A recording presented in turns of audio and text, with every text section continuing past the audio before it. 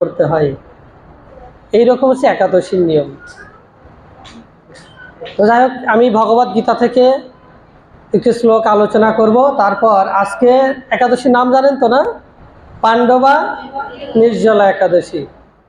কেন এই একাদশীর নাম পাণ্ডবা হলো? তো ব্রহ্মবৈবর্ত পুরাণে সুন্দরভাবে বর্ণনা করেছে, এবং শ্রী ভীমসেন ও ব্যাস সংবাদেও বর্ণিত আছে। তো পরে আমরা গীতা পাঠের শেষে আমরা আলোচনা করব। তো সবাই আমার সাথে বলবেন, আমরা আজকে গীতার থেকে একটা গুরুত্বপূর্ণ শ্লোক নিয়ে আলোচনা করব। ওম অজ্ঞানতিমিরান্ধস্য জ্ঞানাঞ্জন শলাকয়া চক্ষুরুন্মিলিতং যেন তস্मै শ্রী গুরবে নমঃ। শ্রী চৈতন্য মনোভীষ্টং স্থাপিতং যেন ভূতলে স্বয়ং রূপ কদাময়ং দদাতি স্বপদান্তিকম।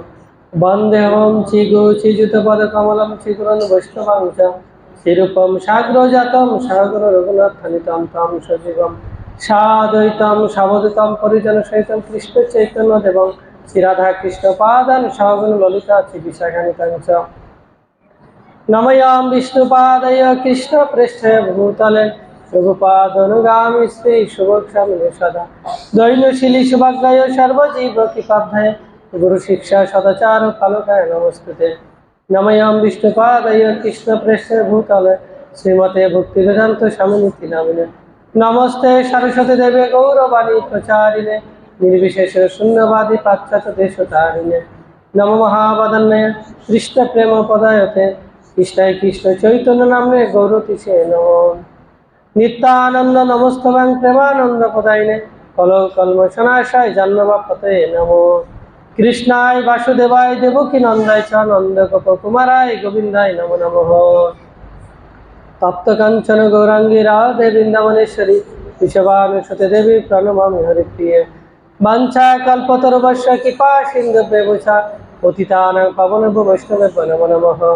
জয় শ্রী কৃষ্ণ চৈতন্য প্রভু নিত্যানন্দ শ্রী অদ্বৈত গদাধর শিবাসাদি গৌর ভক্তবৃন্দ। হরে কৃষ্ণ কৃষ্ণ কৃষ্ণ হরে হরে, হরে রাম রাম রাম হরে হরে। ওম নমো ভগবতে বাসুদেবায়। ওম নমো ভগবতে বাসুদেবায়। ওম নমো ভগবতে বাসুদেবায়।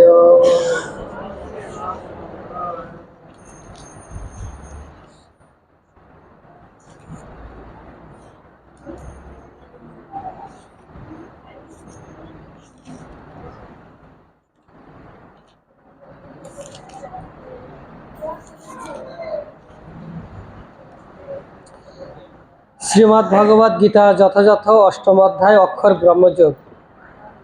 সবাই আমার সাথে বলবেন, বেদেষু যজ্ঞেষু তপসু চ এব। বেদেষু যজ্ঞেষু তপসু চৈব দানেষু যৎ পুণ্যফলম প্রদিষ্টম। দানেষু যৎ পুণ্যফলম প্রদিষ্টম অত্ততি তৎসর্বম ইদম বিদিতা। অত্ততি তৎসর্বম ইদম বিদিতা। যোগী পরম স্থানম উপৈতি চ আদ্যম। যোগী পরম স্থানম উপৈতি চ আদ্যম। তো এটা 4 লাইনের, তো সাধারণত গীতাতে 2 লাইনের চলক বেশি, তো এটা 4 লাইনের। আমি একবার করে পড়ছি। বেদেষু যজ্ঞেষু তপসু চৈব দানেষু যৎ পুণ্যফলম প্রদিষ্টম অত্ততি তৎসর্বম ইদম বিদিতা। যোগী পরম স্থানম উপৈতি চাদ্যম। গীতার গান। বেদাদি শাস্ত্রেতে যাহা যজ্ঞ তপ দান তাহা পুণ্যফল যাহা সে প্রদিষ্ট। সে যোগ যে অবলম্বে পাই তাহা অবিলম্বে সম্যক বুঝিয়া নিজ ইষ্ট। সবাই আমার সাথে বলবেন, ভক্তিযোগ অবলম্বন করলে তুমি কোনো ফলেই বঞ্চিত হবে না। বেদপাঠ, যজ্ঞ, অনুষ্ঠান, তপস্যা, দান আদি যত প্রকার জ্ঞান ও কর্ম আছে, সেই সমুদায়ের যে ফল তা তুমি ভক্তিযোগ দ্বারা লাভ করে আদি ও পরম ধাম প্রাপ্ত হও। এই কথা কে কাকে বলছে?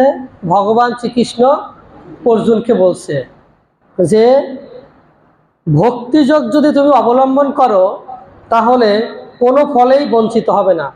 তো সাধারণত আমরা ধর্ম করি কেন? কিছু ফল লাভের আশায়, তাই না?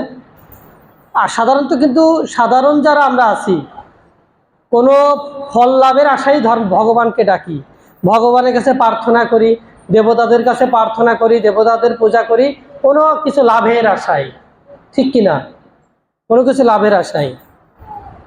তো এখানে বলছে যে সাধারণত আমরা এই কিছু লাভের আশায় কি করি? বেদপাঠ করি, যজ্ঞ করি, তপস্যা করি, দান করি, কিন্তু এই সমস্ত যে ফল তা শুধুমাত্র ভক্তিযোগ অবলম্বন করেই পাওয়া যায়। শুধুমাত্র ভগবানের শরণাগত হয়ে ভগবানের সেবা করলে সেগুলো অটোমেটিক্যালি ভগবান দিয়ে দেয়। যেরকম 500 টাকার নোটের মধ্যে 1 টাকা, 2 টাকা, 5 টাকা, 10 টাকা নোট আছে, আছে, হ্যাঁ? তদ্রূপ এই ভগবানের সেবা করলে, যারা ভগবান শ্রীকৃষ্ণের সেবা করেন, শুধুমাত্র ভগবানের চরণে আশ্রয় গ্রহণ করেছেন, তাদের সমস্ত ফল লাভ হয়। দেবতাদের সেবা করলে, দেবতা পূজা করলে যে ফল লাভ হয় সেটা লাভ হয়, দান করলে যে ফল হবে সেটা পাওয়া যাবে, যজ্ঞ করলে যে ফল লাভ হয় সেটা পাওয়া যাবে। মানে সমস্ত কিছু আছে শুধুমাত্র কি ভগবান কৃষ্ণের সেবা করার মাধ্যমে। বুঝতে পেরেছেন তো? মানে আপনি যত কিছু করবেন, যত ধর্মকর্ম যা কিছু আছে সব কিছু একটার মধ্যে আছে। কোনটার মধ্যে? ভগবান শ্রীকৃষ্ণের সেবা করার মধ্যে আছে। এখানে সেটাই বলেছে। তো তাৎপর্য করেছেন ছিল প্রভুপাদ। প্রভুপাদ কি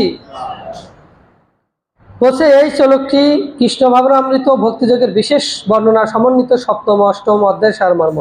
শ্রী গুরুদেবের তত্ত্বাবধানে বেদ অধ্যয়ন, তপস্যার অনুশীলন করা অত্যন্ত আবশ্যক। বৈদিক প্রথা অনুসারে ব্রহ্মচারীকে গুরুগৃহে থেকে অনুগত ভৃত্যের মতো গুরুদেবের সেবা করতে হয়। তাকে গুরুদেবের জন্য দুয়ারে দুয়ারে ভিক্ষা করতে হয়। শ্রী গুরুদেবের আজ্ঞা অনুসারেই কেবল সে ভোজন করে, এবং যদি কোনোদিন গুরুদেব তাকে ভোজনে না ডাকেন তাহলে সেই দিন সে উপবাসী থাকেন। এগুলো ব্রহ্মচর্য ব্রতের কয়েকটি বৈদিক সিদ্ধান্ত। আগেকার দিনে কি নিয়ম ছিল জানেন তো না? যে প্রত্যেককেই গুরুকুলে যেতে হতো বাচ্চাদের, তাই না? পিতামাতা কি করতেন? তার সন্তানদেরকে উপযুক্ত শিক্ষা প্রদানের জন্য, মানে ধর্মীয় শিক্ষায় শিক্ষিত করার জন্য কি করতেন? বৈদিক শিক্ষায় শিক্ষিত করার জন্য গুরুকুলে পাঠাতেন। সেই গুরুকুলে গুরুদেবের তত্ত্বাবধানে থাকতেন কত বছর? 25 বছর।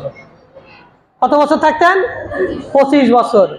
25 বছর পরে যখন তার শিক্ষা শেষ হতো, যেরকম রামচন্দ্ররা গিয়েছেন, তারপরে ভগবান শ্রীকৃষ্ণ, কৃষ্ণ বলরাম গিয়েছেন শান্তিপুনি মনির আশ্রমে, কি করেছেন? তারা মানে গুরুকুলে শিক্ষা লাভ করেছেন। এরকম তখন নিয়ম ছিল।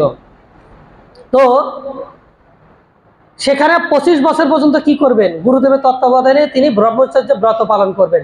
তারপরে যখন 25 বছর শেষ হয়ে যাবে তখন তার ইচ্ছা মতো তিনি গৃহস্থ জীবনে প্রবেশ করতে পারেন, আবার তিনি ব্রহ্মচর্য ব্রত পালন করতে পারেন। এটা হচ্ছে নিয়ম। এটাকে বলা হয় বর্ণাশ্রম প্রথা। বর্ণাশ্রম প্রথা মানে হচ্ছে 1 থেকে 25 বছর পর্যন্ত সে গুরুকুলে থাকবে, ব্রহ্মচর্য ব্রত পালন করবে। তারপর 25 থেকে 50 বছর পর্যন্ত গৃহস্থ জীবন। গৃহস্থ জীবন শেষ হওয়ার পরে 50 থেকে 75 বছর পর্যন্ত হচ্ছে বানপ্রস্থ, তারপরে হচ্ছে সন্ন্যাস। কিন্তু আমরা দেখি আমাদের যাদের 50-60 বছর হয়ে গেছে সেও কিন্তু গৃহত্যাগ করে না। করে? কেউ গৃহত্যাগ করতে চায় না। কিন্তু শাস্ত্রীয় বিধি অনুসারে, বর্ণাশ্রম প্রথা অনুসারে, নিয়ম অনুসারে 50 বছরের পরে তাকে গৃহত্যাগ করতে হবে তপস্যা করার জন্য, বানপ্রস্থ গ্রহণ করতে হবে।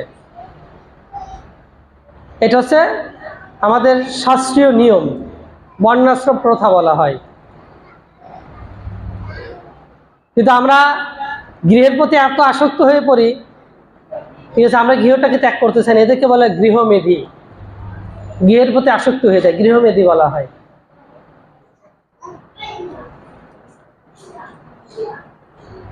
তো এখানে বলা হয়েছে 5 থেকে 20 বছর পর্যন্ত গুরুর তত্ত্বাবধানে বেদ অধ্যয়ন করার পর ব্রহ্মচারী শিক্ষার্থী পরম চরিত্রবান মানুষ হতে সক্ষম হন। দেখেন আজকে সমগ্র পৃথিবীতে